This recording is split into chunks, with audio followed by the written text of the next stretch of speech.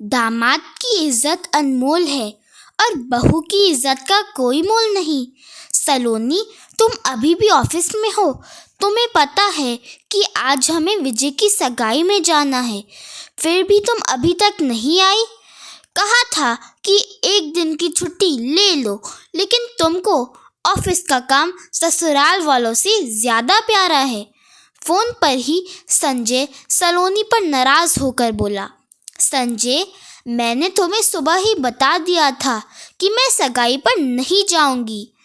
तुम्हें बुलाया है तो तुम जाओ, सलोनी ने धीरे से कहा और फोन रख दिया।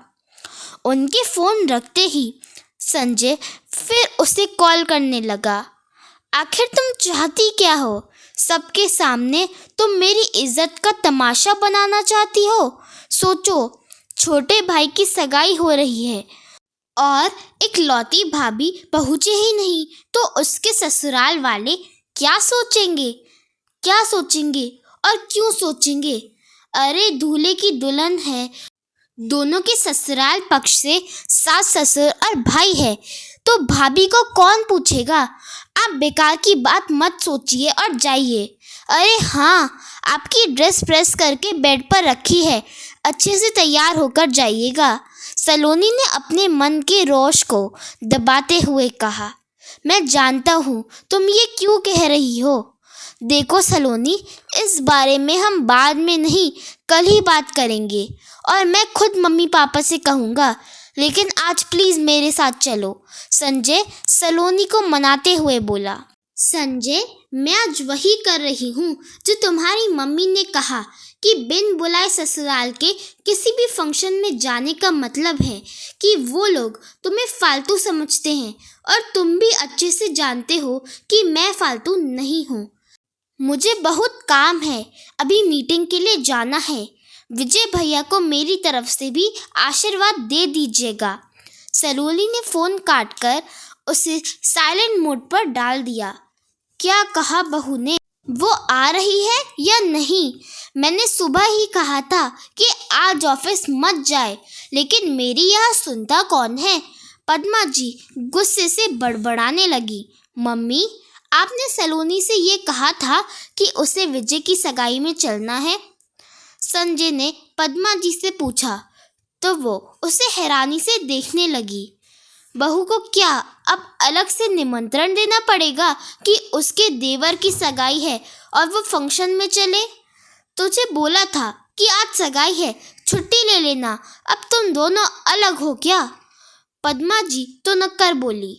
हम दोनों अलग नहीं हैं, लेकिन फिर भी हम दोनों के बीच बहुत कुछ अलग है, और ये मैंने या सलोनी ने नहीं बल्कि आपने कहा था। याद है जब सलोनी के भाई की शादी थी, तब सलोनी के पापा घर पर आकर कार्ड दे गए थे, लेकिन उस समय आप और पापा जी चाचा जी के पास गए हुए थे। घर पर सलोनी के सिवा कोई नहीं था। शादी की तैयारियों में वो फ़ोन करना भूल गए और हालात भी कुछ ऐसे बने कि हमारी फ़ोन पर बात नहीं हो पाई। तब आपने मुझे सलोनी के साथ शादी में नहीं जाने दिया। आपने ही कहा था कि ससुराल में जब तक इज्जत से ना बुलाया जाए मत जाना।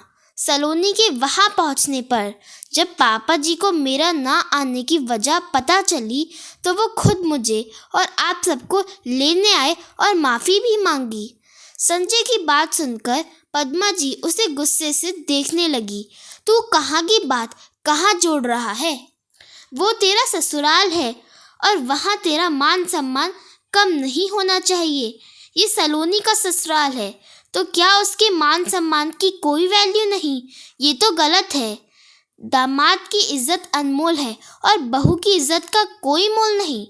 आपने जिस हक से मुझे कहा कि भाई की शादी है, हर फंक्शन में आगे रहना है, तो बहू से क्यों नहीं कहा कि तुम्हारे देवर की शादी है, भाभी का फर्ज निभाने के लिए तुम्हें सभी फंक्शन में सबसे आगे रहना है। आपने मान लिया कि वो तो बहू है तो उसे बिना कहे ही सारी जिम्मेदारी निभानी होगी। संजय की बात सुन पद्मा जी सोच में पड़ गई। क्या सोच रही हो भाग्यवान? बहू को फ़ोन करके हक से उसे डांट लगाओ और तुरंत फंक्शन में पहुंचने को कहो।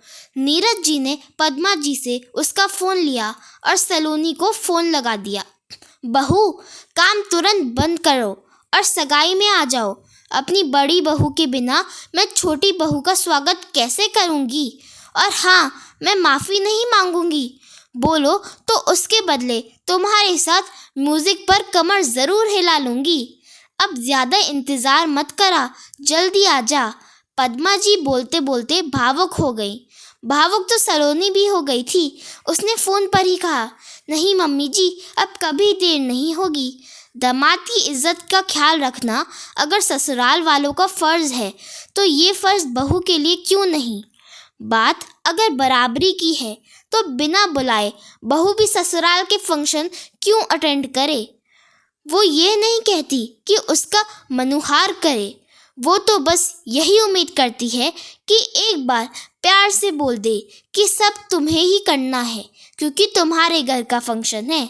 दोस्तों, अगर ये कहानी पसंद आई हो तो इस कहानी को लाइक करें, चैनल को सब्सक्राइब करें। धन्यवाद।